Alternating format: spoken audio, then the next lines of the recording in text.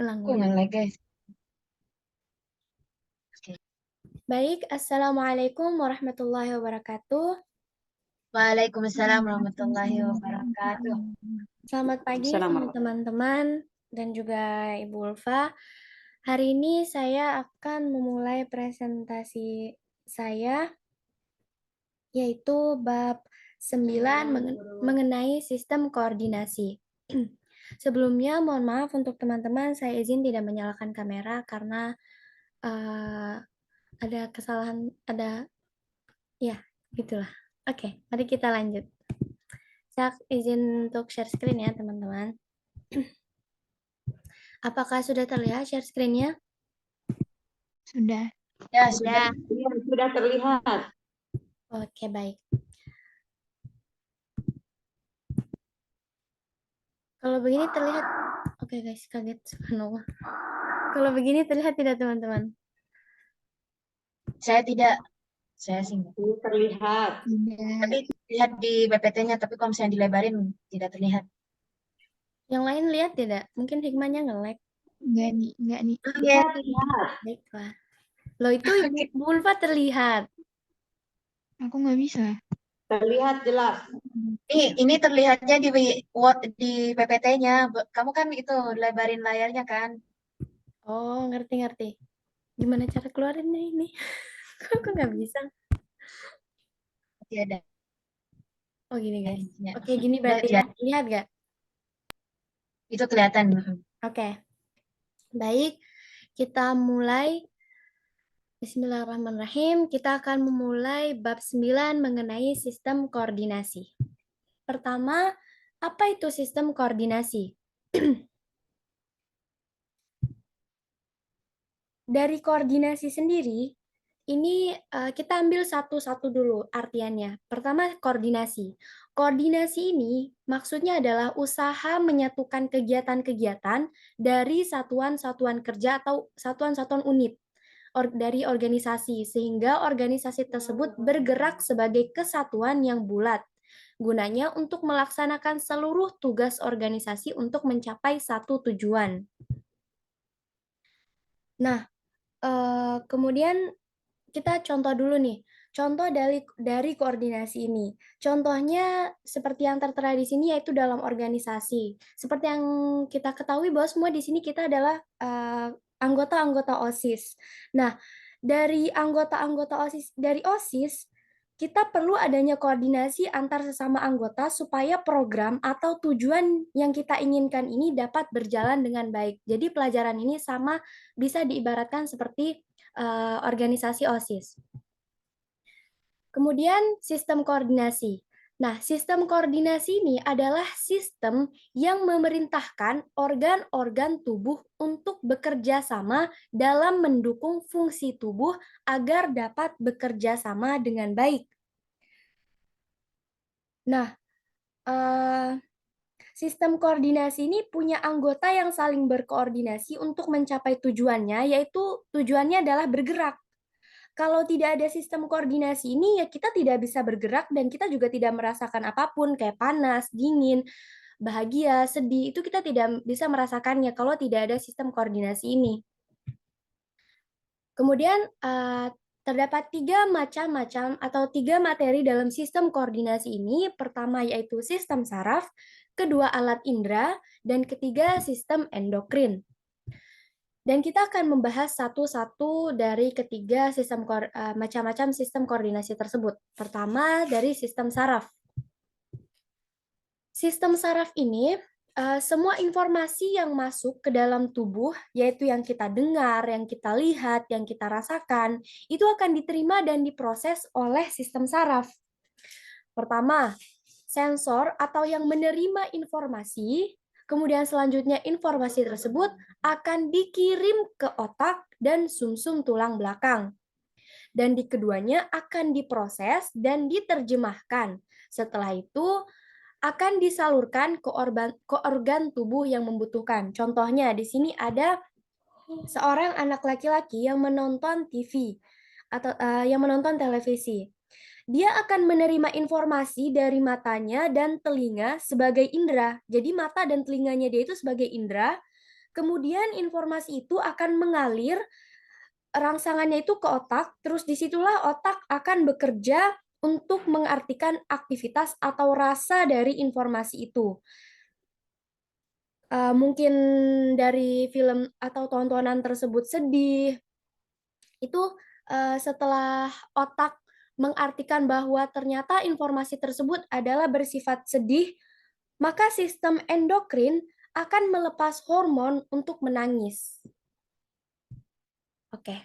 Kemudian bagian dari sistem saraf ini terdiri atas dua, yaitu sistem saraf pusat dan sistem saraf tepi. Pertama, sistem saraf pusat, yaitu ada dua, yaitu otak dan juga sumsum tulang belakang. Pertama, otak. Otak ini terbagi menjadi 4 bagian. Pertama, otak besar atau cerebrum, yaitu cerebrum ini menjadi dua belahan yang dipisahkan oleh visura longitudinal dan dihubungkan oleh korpus callosum. Cerebrum ini adalah daerah pusat pendengaran, penglihatan, gerak, ingatan, kemauan, serta perkembangan kecerdasan, sikap, dan kepribadian. Kemudian otak tengah yaitu mesencephalon. Fungsi dari otak tengah ini untuk pendengaran, gerakan mata, sensasi wajah, hingga respon dari perubahan lingkungan, serta mengatur pergerakan mata, memproses informasi visual dan suara yang diterima oleh otak.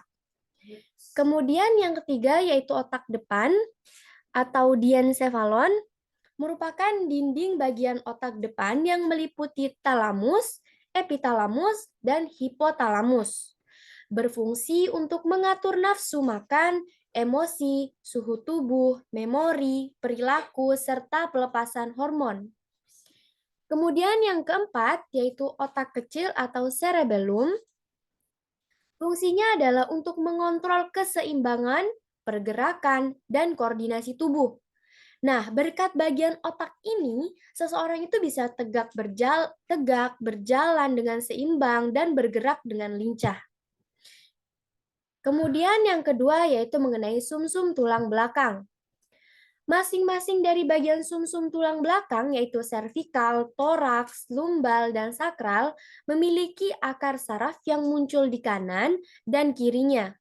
Akar-akar saraf ini terdiri dari akar saraf ventral atau anterior yang mengandung neuron motorik, serta akar saraf dorsal atau posterior yang mengandung neuron sensorik.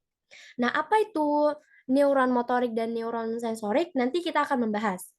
Kemudian kedua, macam akar saraf tersebut, yaitu saraf ventral dan saraf dorsal, akan bersatu dan membentuk saraf tulang belakang yang terdapat 30 pasang saraf tulang belakang yang terbagi ke dalam 5 bagian, yaitu 8 pasang saraf di bagian servikal atau leher, kemudian 12 pasang di toraks atau di bagian dada, 5 pasang saraf di lumbal atau di perut, 5 pasang saraf di sakral atau di panggul, serta 1 pasang saraf lagi yang berada di tulang ekor atau koksigeal.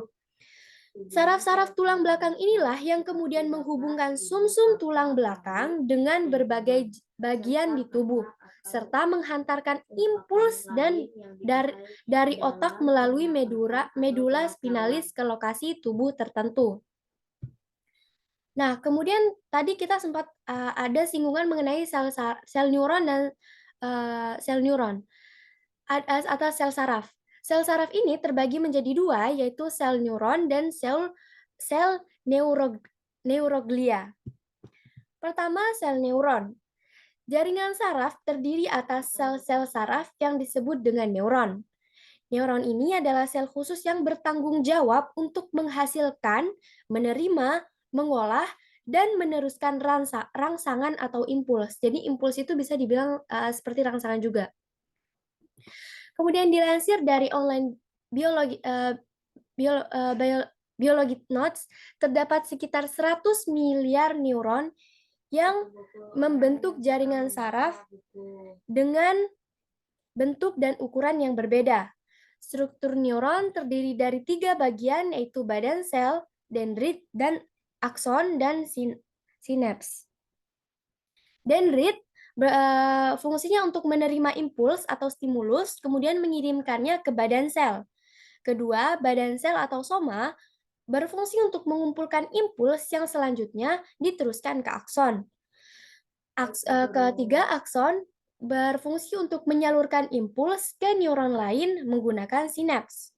Dan yang terakhir, sinaps yaitu berfungsi untuk mentransfer impuls ke dendrit yang terdapat di neuron lain. Nah, berdasarkan fungsinya, terbagi menjadi 3, yaitu neuron sensorik, interneuron, dan neuron motorik. Apa itu neuron sensorik? Neuron sensorik itu adalah sel saraf yang berfungsi untuk mendapatkan informasi tentang apa yang terjadi di dalam dan di luar tubuh. Artinya, neuron sensorik ini adalah sel saraf yang merasakan berbagai rangsangan. Kemudian interneuron adalah sel saraf yang berfungsi untuk menghubungkan sel saraf dengan sel saraf lainnya.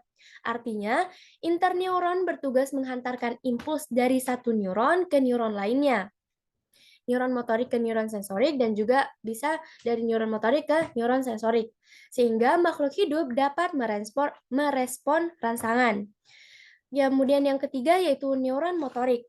Neuron motorik ini adalah sel saraf yang mendapatkan perintah dan melakukan respons mekanis.